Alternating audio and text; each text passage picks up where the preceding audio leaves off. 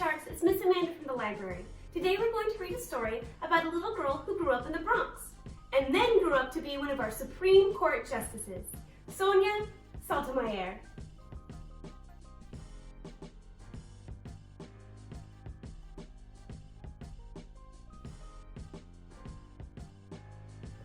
Sonia Sotomayor, a judge grows in the Bronx. Written by Jonah, illustrated by Edel Rodriguez. You never know what can happen. Sometimes the most beautiful moonflower blossoms in an unexpected place. On a chain-link fence, near broken glass, next to an abandoned building, watered by someone whose name you might not even know. And sometimes the most amazing person blossoms in just such a place as well. So it was with a little girl named Sonia. Her blossoming began with her mother's love and hard work. His mother loved her. She worked night and day and night, as a switchboard operator, just so she could pay for Sonia and her brother's private schools. She had never made it past the 3rd grade when she was a girl, but she sure wanted her children to. They lived in a public housing project in the part of New York called the South Bronx, a place where most people had precious little money, and Sonia's family was no different, with only their mother to support them. You see, Sonia's father had died when she was 9 years old, leaving just an empty chair and much sadness. But you can't give in to sadness when your children need to eat. This is what Sonia's mother worked, and then came home and cooked pork chops. To Sonia, this was heaven. Oh, how she loved her mother. When Sonia's mother wasn't cooking or working, she was studying. She wanted to become a nurse so she could make better wages and help her children even more. While Sonia slept, sometimes her mother stayed up until midnight doing her homework. There was nothing she would not do to help Sonia or her brother. Sonia loved the world her mother gave her. Her mother and father were from Puerto Rico, and Sonia grew up surrounded by the tastes and sounds of Puerto Rican culture. A favorite meal was Spanish rice and beans, and she loved the big family parties where merengue music filled the air. Arriba! On Saturday nights, Sonia's family and friends would get together. While the grown-ups sat in one room playing dominoes, Sonia and her cousins played Loteria, a Latin American bingo game. Sonia's abuelita would shout out the numbers while the grandkids marked their cards with chickpeas. Sonia's family surrounded her like a warm blanket. And she was also surrounded by books, school books, library books, a set of encyclopedias her mother had saved all her pennies and nickels and dimes to buy. And when the schoolwork was done, they were her favorite books, the Nancy Drew mystery novels. Nancy Drew was a girl detective who was always on the go, solving crimes. She was unstoppable. That's who Sonia wanted to be. But then something happened that made her change her mind. When she was only 8, her doctor sat her down and told her some bad news. She had a disease called diabetes. If you have diabetes, you have to take several shots of medicine a day for the rest of your life. So maybe she wouldn't be Nancy Drew, but that didn't mean she couldn't be unstoppable.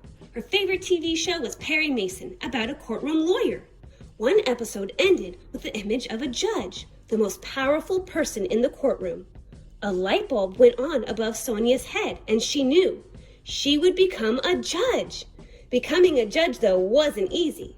Sonia knew she'd have to get really good grades to become a judge. So while other children may have been goofing off, Sonia was studying at her mother's kitchen table, year after year after year after year. It paid off. By the time she graduated high school, she had won an award for being the very best student in her whole school. What an honor! You can't imagine how proud her mother was. This was her daughter, her Sonia. Ay bendito, what an honor! Sonia's grades were so good that she was accepted at one of the very best colleges in America, Princeton University. This too was an honor. But Princeton was not the Bronx. Where were the subways? Where was the merengue music? Where were the people who looked like her? For the first time in her life, Sonia felt scared. and shy and very out of place, almost like she was on a different planet. During her first week, she heard a cricket in her dorm room and it scared her. What was the strange insect? As it turns out, it wasn't in her room, but on the tree outside her window. Growing up in the projects, Sonia had never had a tree outside her window. And growing up in the projects, Sonia never had the sorts of luxuries her classmates took for granted. Most of the Princeton kids had grown up taking tennis lessons and vacationing in Europe. They went skiing over Christmas break. Many of their parents and grandparents had gone to Princeton too. Suddenly, Sonia was aware of being poor, of being Latina, of feeling inferior. Where was the warm, comfy blanket of her family? Oh, how she missed them. In similar shoes, some people may have gone back home, but Sonia was like a flowering vine that would not stop growing. She would not just survive the strange world, she would thrive. She would spend her first summer break reading all the books she'd never had time to read before, to make herself even smarter. She would become the head of a club for a handful of Latino students at Princeton. She would push herself to her limits, studying day and night and day at the library, and graduate with the highest honors of any student in her class. Success comes to those who make the most of the chances they are offered in life. Sonia did become a judge, and a good judge too. She was known for working very hard and always being very prepared for every trial. She was also known for having no patience for lawyers who weren't prepared. You better not mess with Judge Sonia. Yet she was known for much more than this. Unlike many judges, she had grown up in poverty. She had grown up as a Nuyorican, a child of Puerto Rican parents. She had seen things most other judges had not. People she'd grown up with had gone to jail. People she'd grown up with were poor, and many of them weren't as lucky as she had been. They had trouble learning to speak English, trouble finding jobs. Unlike many judges, she knew firsthand what prejudice was, what it was like to be judged for your background. In the world of judges, this made Sonia very special.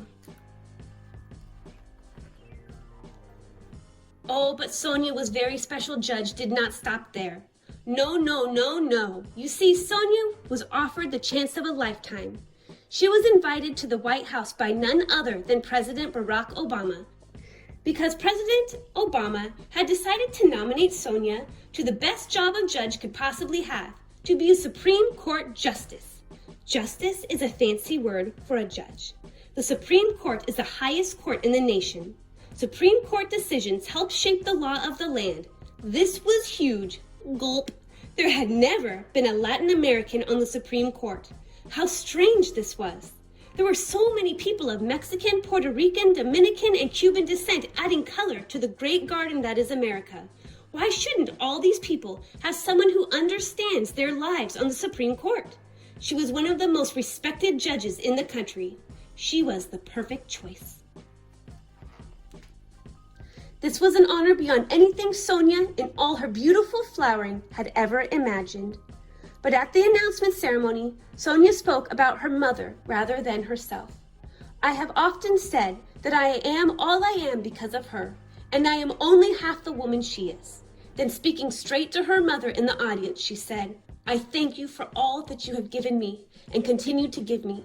Her mother cried and cried. This was her daughter. It wasn't over though. There were some bumps on the path to Supreme Court, a broken ankle which didn't slow her down one bit, and angry people calling Sonia names like racist just because she was proud to be a Latina judge and not ashamed to say it. And days of tough questions from a panel of 19 senators, a row of white faces, most of them male. But this didn't stop her. Nothing could stop Sonia, the dynamo from the Bronx, from making history as the nation's first Latin American Supreme Court justice. Ay bendito! You never know what can happen, especially when you water a flower.